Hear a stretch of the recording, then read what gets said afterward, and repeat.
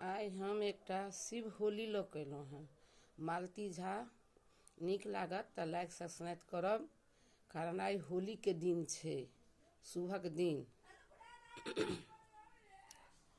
गौरी संग शिवजी खेलाए हो री। गौरी संग शिवजी खेलाए हो री। गौरी संग किनका के पहिरन पियर पीताम्बर, किनका के पहिरन चिरा चुंदरी। गौरी संग शिवजी खेलाए हो री। गौरी संग शिवजी के पहिरन पियर पीताम्बर, गौरी दाई के पहिरन चिरा चुंदरी।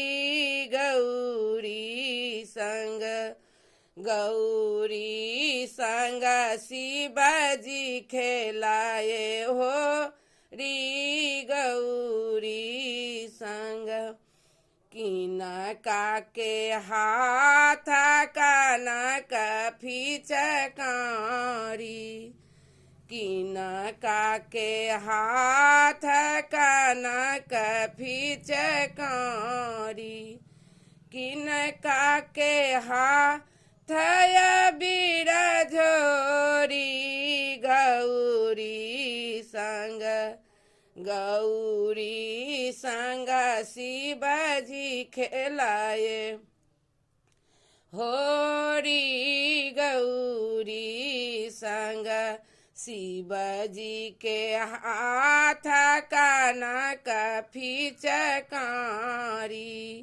शिवजी के हाथ कनक फिचकारी, गौरी दाई के हाथ बीर झोरी।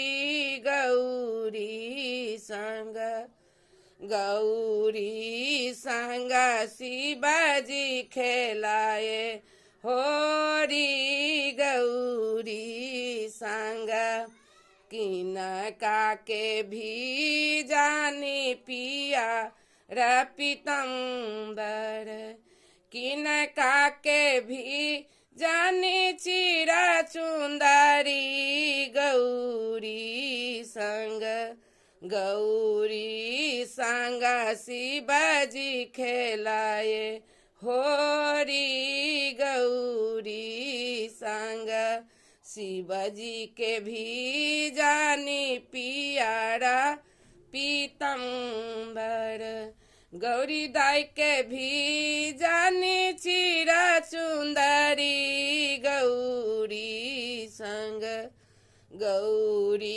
संग शिवजी खेलाए हो री। गौरी संग। हैप्पी होली, शिवजी की होली।